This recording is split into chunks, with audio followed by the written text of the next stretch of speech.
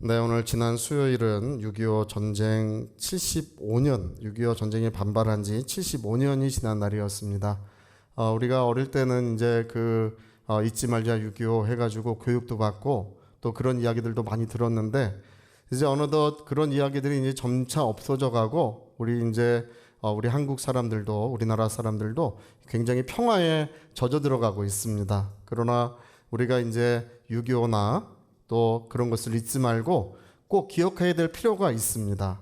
오늘 우리가 읽은 말씀에 보면은 사도 바울은 내가 고륙에게 끊어질지라도 그리스도에게 끊어질지라도 하나님께서 이스라엘에게 은혜를 주시고 복을 베풀어 주시기 원한다고 그렇게까지 말하고 있습니다. 그가 나라를 사랑하고 자기 민족을 사랑했던 것은 내가 저주를 받아 그리스도에게 끊어질지라도 나는 하나님께서 내 민족을 하나님이 사랑해 주시고 구원해 주시기를 그렇듯 원한다는 것입니다. 이것이 우리 그리스도인들에게 있어야 되는 참 마음인 줄로 믿습니다.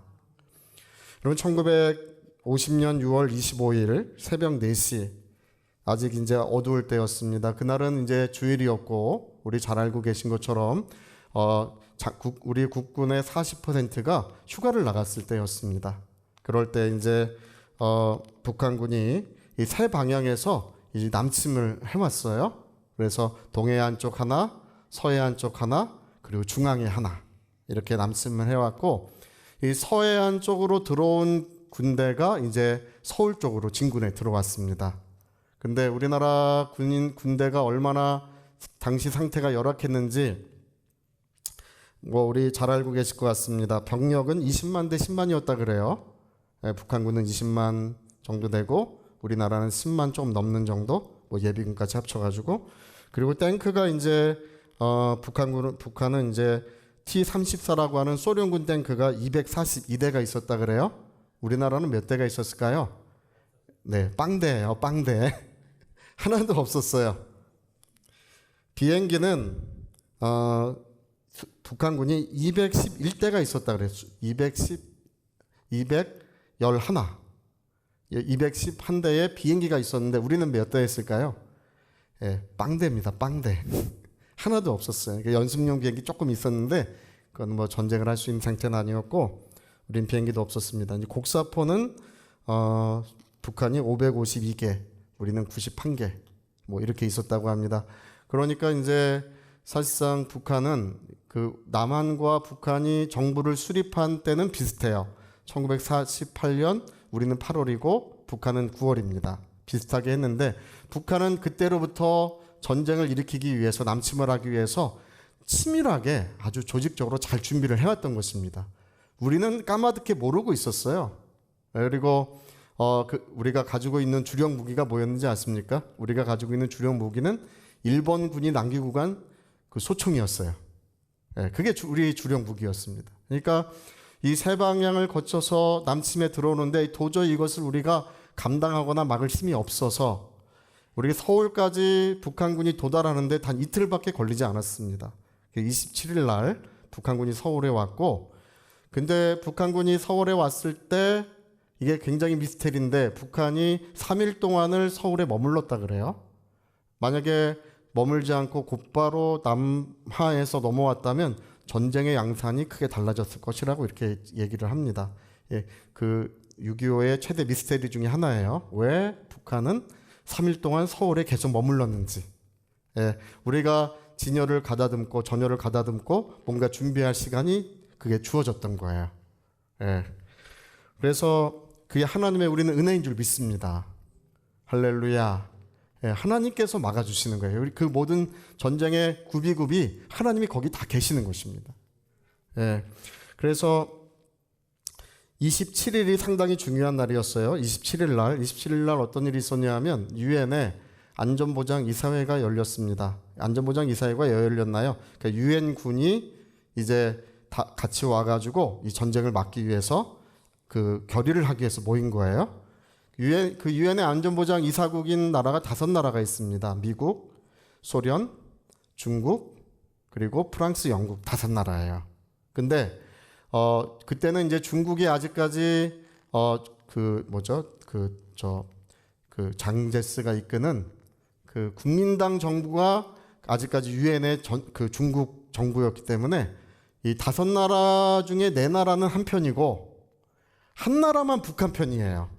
네, 북한 편인 나라가 어디죠? 소련이에요. 소련 한 나라만 북한 편인데 안전보장이사회는 한 나라만 거부권을 행사해도 그 의결이 되지 않습니다. 그 5나라 합의제로 돼 있어요. 근데 그날 27일 날 소련 대표가 안전보장이사회에 참석하지 않았어요. 할렐루야. 왜 그런지 아무도 몰라요. 이제 여러 가지 이야기들은 있지만 정확한 이야기는 없습니다.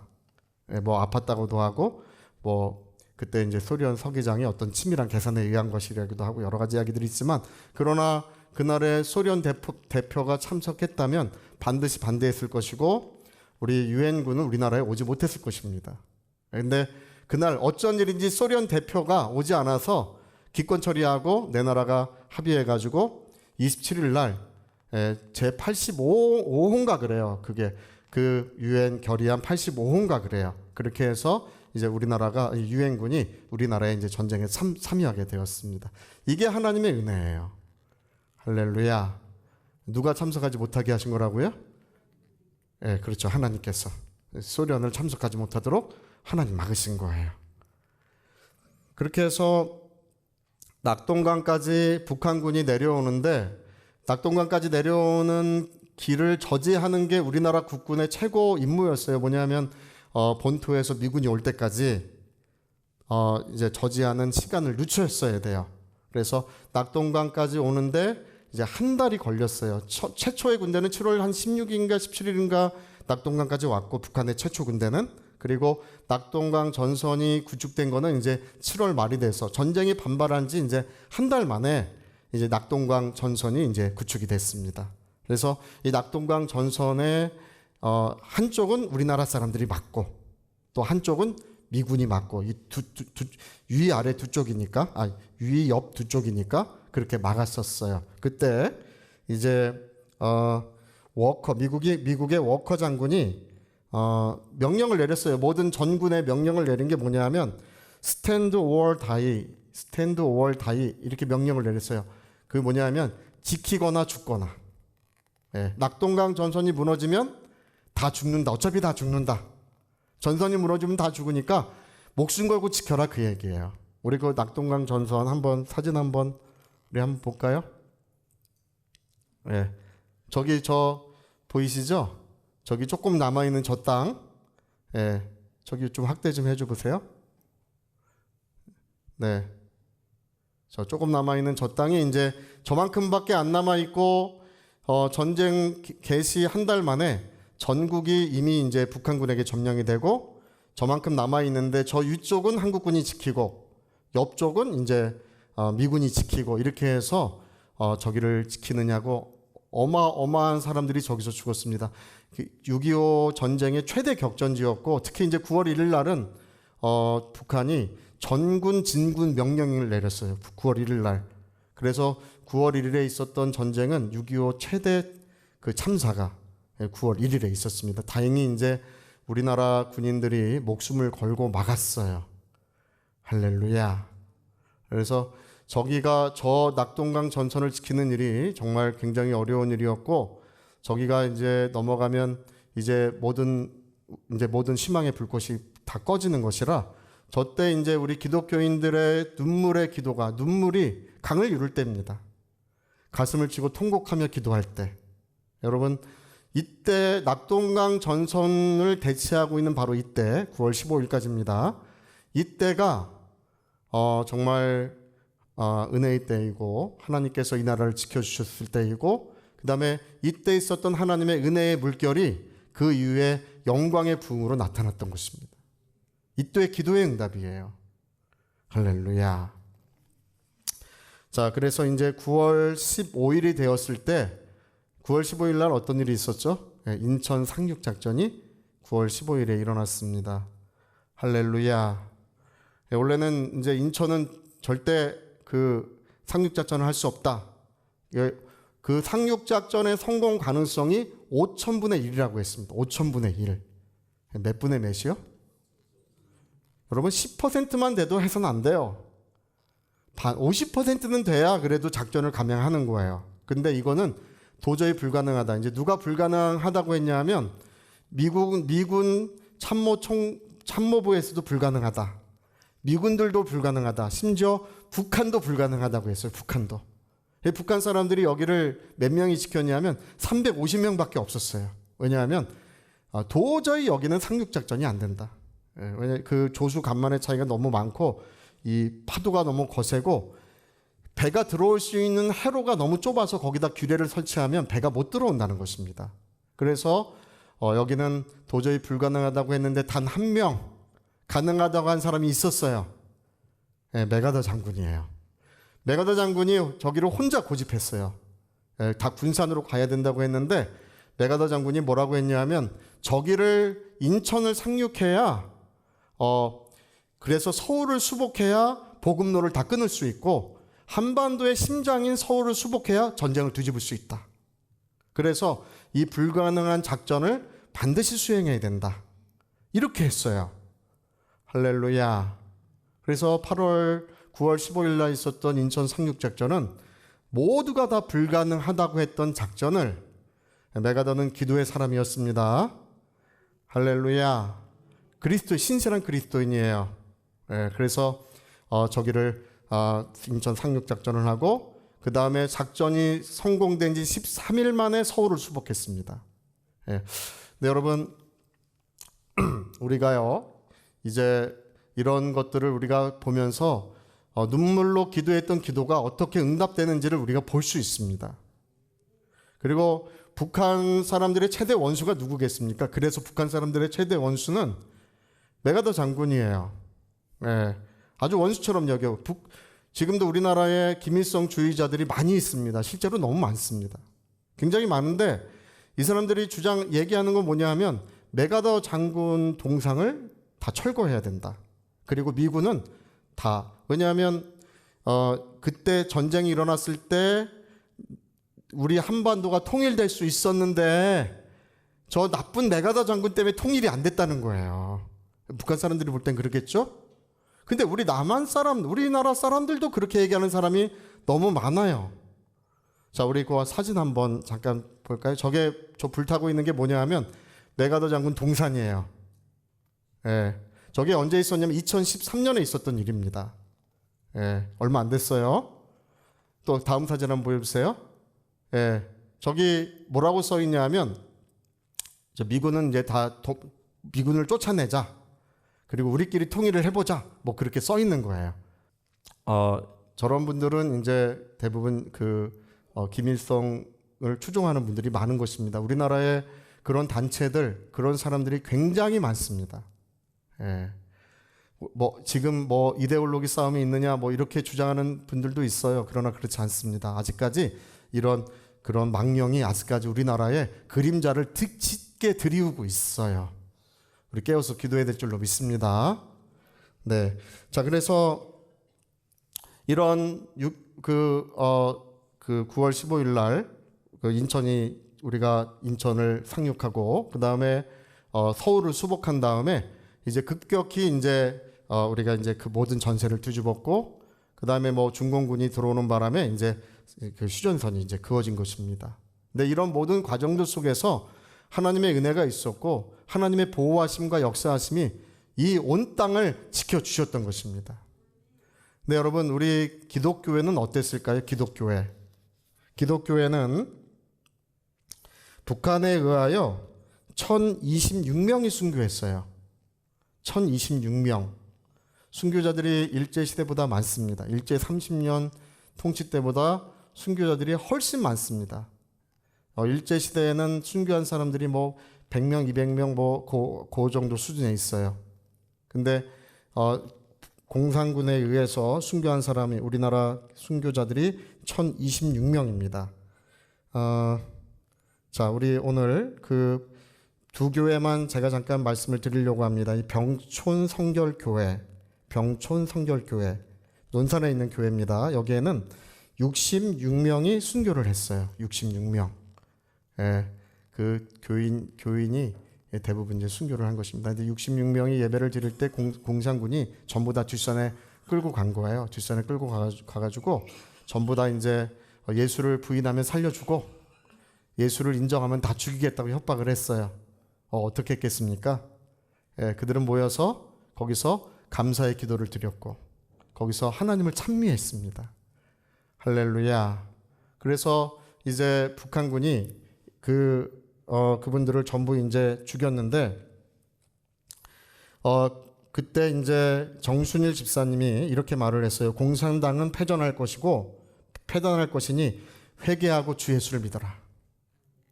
공산당은 반드시 패전할 것이니 회개하고 주 예수를 믿어라.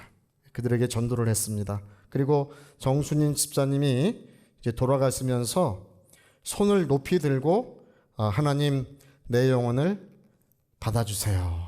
이렇게 하고 세상을 떠나셨어요. 그럼 우리가 공산당이 들어와서 1026명을 이제 그리스도인들을 죽였는데 저기에서만 66분이 돌아가셨어요. 한 교회가 다 없어진 것입니다. 그리고 위진벨 선교사님이 세우신 전라남도 영광군에 있는 염산교회입니다. 염산교회는 너무나 지독한 일이 일어나가지고 아주 그 참상이 말로 다 할 수가 없습니다. 그래서 뭐 수장시키기도 하고 죽창으로 찔러 죽이기도 하고 대검으로 찔러 죽이기도 하고 몽둥이로 때려 죽이기도 하고 아주 그 열 며칠에 거쳐서 계속 사람들을 죽였어요. 그래서 허상 장로님 부부는 하나님 감사합니다. 하나님 찬송을 드립니다 하면서 감사 기도 속에 돌아가셨다 그래요. 정말 여기 77분이 돌아가셨는데 여기 77분 중에 어린아이도 많아요. 근데 한 사람도 믿음을 부인한 사람은 없었다는 것입니다. 아까 66명도 마찬가지입니다. 그리고 여기 77명 중에도 한 사람도 믿음을 부인한 사람은 아무도 없었다. 특히 이제 그 사람들을 굴비 엮듯이 줄줄이 엮어가지고 바다에 돌을 이렇게 묶어가지고 빠뜨릴 때 그 어떤 어린아이가 4살짜리 아이를 업고 있었다 그래요. 근데 그 4살짜리 아이가 우니까 그 아이도 이제 어린아이예요. 업고 있는 아이도 어린아이인데 울지 말라. 우리가 이제 지금 천국에 간다. 우리가 예수님 계신 천국에 간다. 이제 그러면서 모두가 믿음을 고백하고 하나님께 감사를 드리며 죽어갔던 것이 바로 이 영광 염산교회 순교의 이야기입니다. 특히 10월 27일 날 김방호 목사님 가족이 8명이 이제 끌려갔었어요.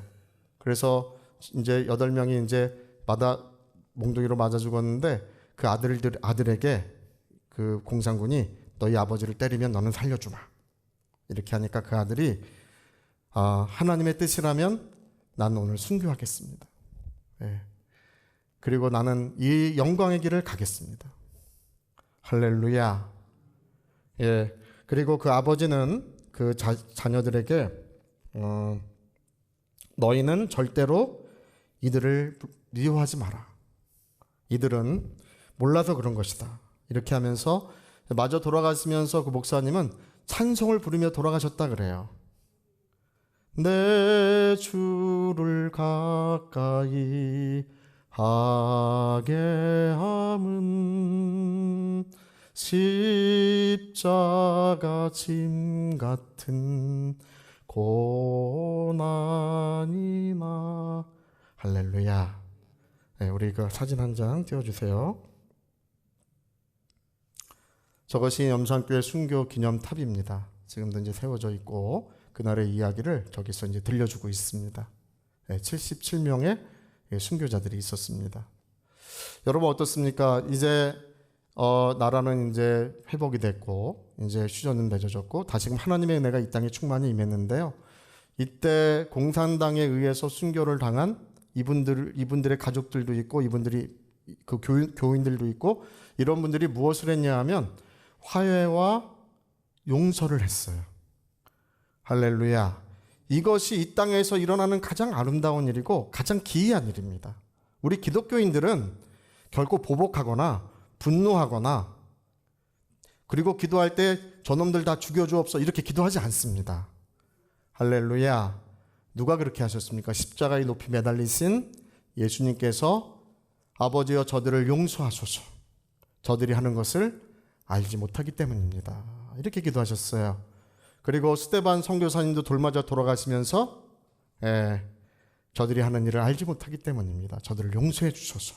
그리고 내 영혼을 받아주소서 하고 이제 주님 계신 저 낙원을 향해 갔습니다. 할렐루야. 그래서 우리 기독교인들은요, 절대로 뭐 분노하거나 적개심을 갖거나 그러지 않습니다. 오늘 우리 기독교회가 지금 제가 늘 말씀드립니다. 여러분, 우리가 영적으로 분별할 수 있어야 합니다. 우리 그리스도의 사랑과 용서는 우리 그리스도인들의 본질입니다. 우리는 어떤 사람도 미워하거나 적개심을 가지지 않습니다. 그렇게 그 마음을 부추기고 그렇게 어떤 정치적인 투쟁을 하고 그런 어떤 정치적인 행위를 하는 그런 것은 기독교회가 하는 일은 아니에요. 우리 기독교인들은 참으로 주님 사랑하고 고난 가운데 감사하며 찬송하며 복음으로서 세상을 정복해 왔습니다. 할렐루야.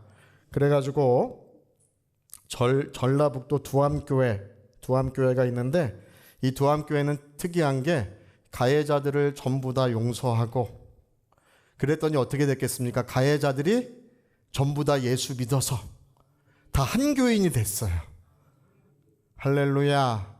복음으로써 영혼을 변화시키고 복음으로써 이 땅을 변화시키며 주 예수의 승리를 이루어가는 것이 우리 그리스도인들의 본분입니다.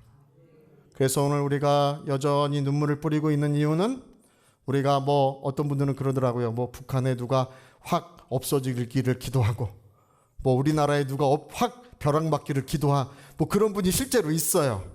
있는데 우리는 그런 기도하지 않고 우리는 주 예수 그리스도의 복음이 이 땅에서 승리할 줄로 믿습니다.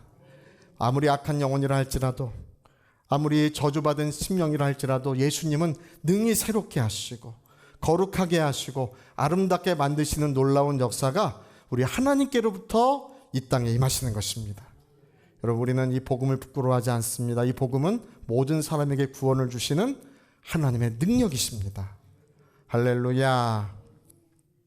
그래서 여러분, 우리 철원 장흥교회도 그렇습니다. 철원에 있는 장흥교회도 원수 같은 사람 100명이 순교하는 것을 그걸 막았어요.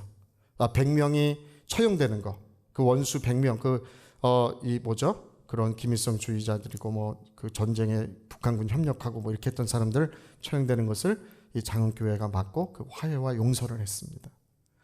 오늘 정말 하나님의 성령의 물결이 이 땅에 다시금 뒤덮이는 것은 바로 우리 그리스도인들의 끝없는 사랑과 그런 은혜의 기도 속에 다시금 이 땅이 은혜의 물결로 뒤덮일 줄로 믿습니다. 여러분, 우리가 1960년대, 70년대 이 땅에 부흥의 불길이 뜨겁게 붙었던 이유는 그 50년에 흘려진 피의 은혜 속에서 그리고 그 위에 이루어진 화해와 용서의 역사 속에서 이 땅에 부흥의 불길이 뜨겁게 임했던 것입니다. 교회들마다 성령이 임하시고 하나님의 영광의 불꽃이 사람들에게 불붙게 되었던 그런 역사가 그로 말미암아 나타났던 것입니다. 오늘 여러분, 우리 기독교인들이 너무 험해지고 있습니다.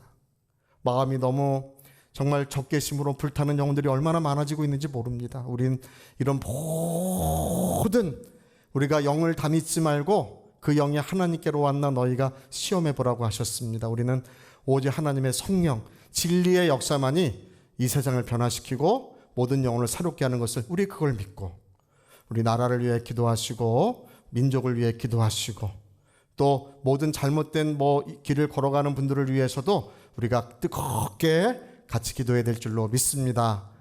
할렐루야.